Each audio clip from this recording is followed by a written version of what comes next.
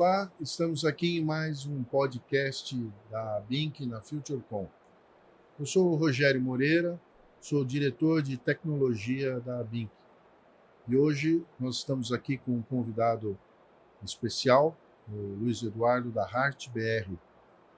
Prazer, Luiz Eduardo. Prazer, Rogério. Prazer enorme estar aqui, compartilhar um pouquinho da nossa história, dos nossos produtos aí com o pessoal. Muito bom. Luiz Eduardo, conte-nos um pouco sobre a Hart BR, sobre a empresa. A Hart é uma empresa ainda jovem, né?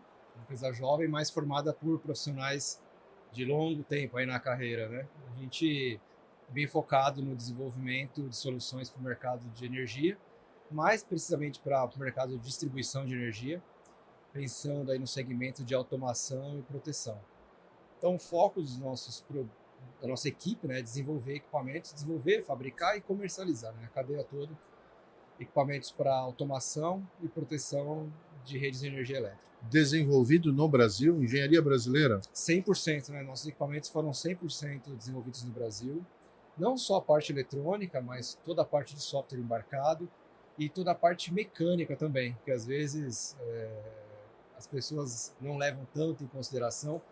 E no nosso caso, né, o religador, por exemplo, que é o nosso carro-chefe, o religador monofásico, o ROPT1, ele tem uma parte eletromecânica pesada, né? E realmente foi uma das etapas onde a equipe deteu bastante tempo no desenvolvimento dos mecanismos eletromecânicos do equipamento e também toda a parte da mecânica, ou seja, a parte polimérica, os moldes, por exemplo, né? Os moldes de injeção, do case externo e as partes internas do equipamento, todos eles também foram desenvolvidos por nós. Interessante.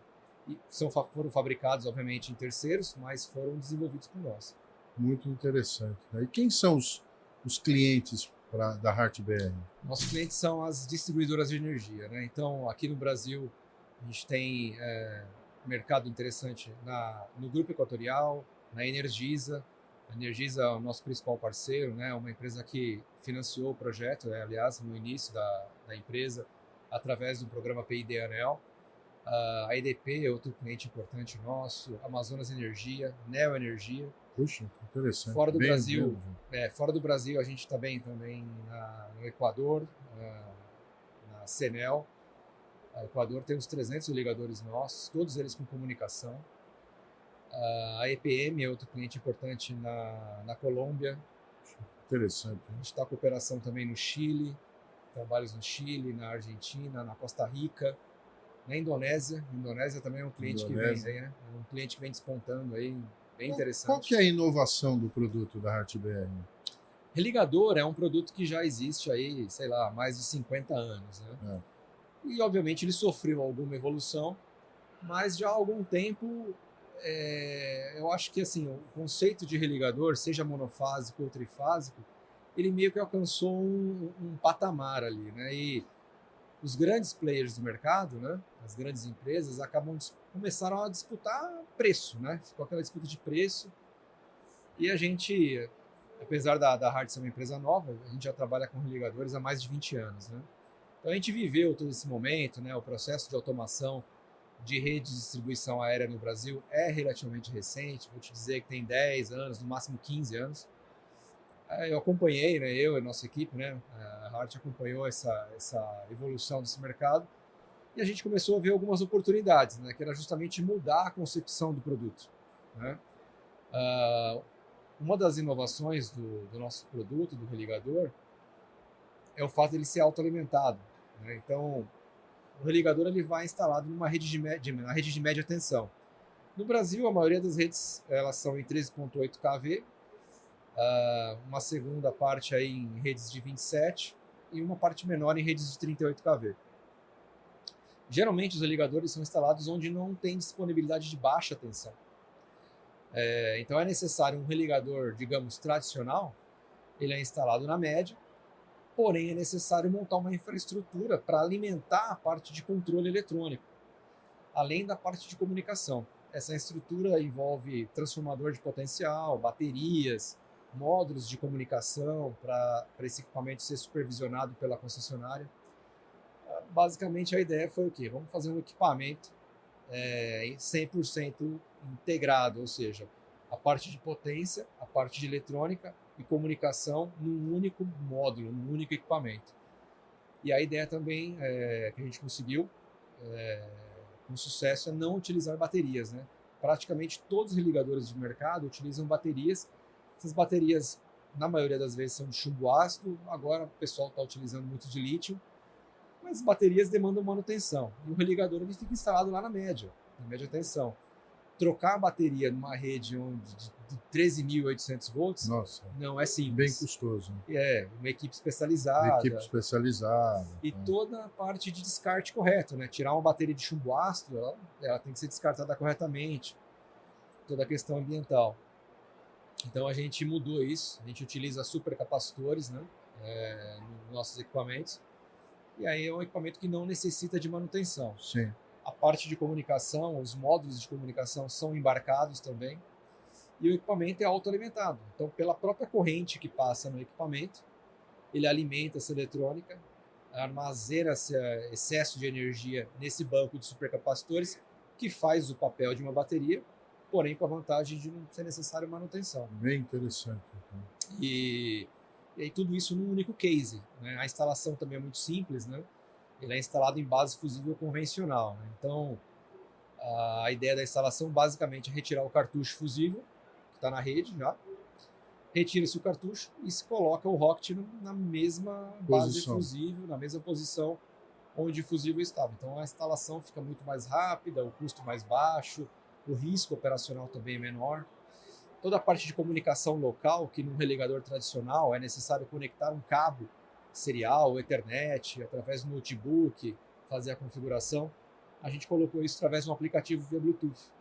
Então, através do usa Bluetooth para comunicação local. Exato. Então, o aplicativo Android, o pessoal acessa o religador, faz a configuração, bem moderno, então. Envia comando, baixa o log de eventos, a série de funções, todas as funções que em um religador tradicional é necessário instalar um notebook, um cabo, a gente colocou no celular e com acesso via Bluetooth. Tem um jogo de senhas também para poder acessar esse equipamento. Essas senhas elas mudam automaticamente de acordo com a data do equipamento, né? O equipamento ele tem GPS embarcado, então ele possui relógio integrado também, atualiza automaticamente. Mesmo que o religador não esteja integrado ao supervisório da concessionária, o relógio do equipamento está sempre atualizado. E para a área de proteção isso é muito importante, porque eles precisam verificar justamente a atuação do religador, o dia, o horário e o milissegundo que o religador atuou, né? Então, ter um relógio integrado no equipamento com precisão de GPS é importantíssimo. Vocês usam alguma rede de IoT massivo também no produto? Isso, desde o início do projeto, a gente imaginou ter um religador e pelo fato dele ser autoalimentado, a gente não poderia utilizar rádios de potência muito alta. Então, isso lá em 2017, 2018, a gente já vislumbrou utilizar redes IoT, né? Na época a gente estudou as redes disponíveis ali e a gente escolheu a rede LoRa como a primeira rede, a primeira tecnologia para o produto. Isso em 2017? 2017, 2018. Bem no começo. Era uma coisa bem nova. Bem nova na época. E a gente conseguiu embarcar esse módulo de comunicação LoRa. A maioria dos nossos clientes utiliza a LoRa. Por quê? Às vezes, num primeiro olhar, o pessoal pensa, mas eu não tenho rede disponível. Mas a ideia da concessionária é justamente instalar os religadores em locais distantes, onde nem sempre tem rede celular disponível. Claro. E nesses casos a rede LoRa é interessante, porque a concessionária pode montar a sua própria infraestrutura, utilizar rádios, modems de comunicação conectados a esses gateways LoRa, e eles criam pequenas ilhas de cobertura onde os religadores são instalados. Interessante, hein? E aí, recentemente, tem mais ou menos um ano, a gente lançou uma outra versão de módulo de comunicação, que é o NB-IoT. A gente está usando bastante também agora. NB-IoT e Cat-M1. Então, o nosso religador suporta hoje essas opções de comunicação. No roadmap, aí, a gente tem para lançar no começo do ano um módulo para 410 e 450 MHz, que é justamente para utilizar a frequência parou de ser utilizada, né, os radiotáxis, né? Sim. Então agora a Anatel licenciou essa frequência aí para as utilities. Então a gente já viu essa oportunidade, o módulo já está pronto, estamos fechando a parte de software. No começo de 25 a gente deve lançar um módulo. O padrão de comunicação que vai usar em 450?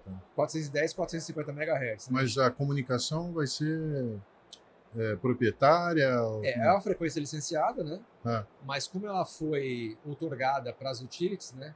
É uma frequência limpa. E isso é muito interessante para você pode usar qualquer coisa. Né? Qualquer coisa.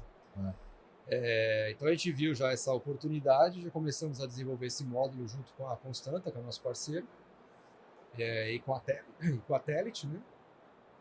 Então aí em janeiro, fevereiro a gente deve lançar. Legal. A gente está trabalhando bem próximo com a Neoenergia para esse módulo, né? A gente está usando a infraestrutura da Neoenergia para fazer os testes iniciais. E logo na sequência a gente deve lançar um módulo NTN, né? Que é um módulo satelital. Satelital, puxa, aí. Com a Qualcomm. Bem então, legal. Hein? A Qualcomm escolheu alguns parceiros aqui no Brasil para montar esse ecossistema. A Hart é um desses parceiros. Excelente. Hein? O módulo também vai ser autoalimentado, o conceito é o mesmo, não muda. Então, a ideia de utilizar satélite para religadores já existe, mas hoje em dia se utiliza um rádio externo de altíssima potência, precisa montar uma infraestrutura local para alimentar esse rádio, antena, custos altíssimos, né? E esse ecossistema que a Qualcomm está montando viabiliza a gente ter uma comunicação de baixo custo, muito semelhante à UNB IoT, com baixo consumo de energia, para justamente o módulo poder se autoalimentar. Exato. E embarcado, com antena integrada, sem nada externo. Então, é um caso clássico e excepcional de IoT, né? Parabéns para vocês. Né? Está evoluindo bastante. Então, passam por todas as tecnologias de comunicação, inclusive satelital, né? Desenvolvido no Brasil. Tudo 100% desenvolvido no Brasil. Parabéns, a gente tem bastante orgulho disso. Todas as apresentações que a gente coloca, a gente destaca isso. Então, obviamente que o suporte é local, em português, né? Nossos principais clientes estão aqui no Brasil, então facilmente o cliente consegue falar, não é com o cara que dá suporte, mas se for necessário com o cara que desenvolveu o firmware do próprio religador, né? Perfeito. Então isso está despertando bastante interesse e sendo valorizado pelos clientes. Muito bem, eu agradeço bastante então suas informações, parabéns então pela Hart BR, desejo muito mais sucesso para vocês. Então. Obrigado, Rogério, pela oportunidade. Estamos aqui na feira da FutureCon. Nos visite aqui no stand da ABINC. Muito obrigado, então, Luiz Eduardo. Encerramos aqui o nosso podcast da ABINC na FutureCon com a Hart BR. Não deixe de acompanhar a ABINC no seu website, nas redes sociais, em todos. Nós temos a revista da ABINC, que vocês também podem consultar com informações interessantes. Então, a internet das coisas é na ABINC.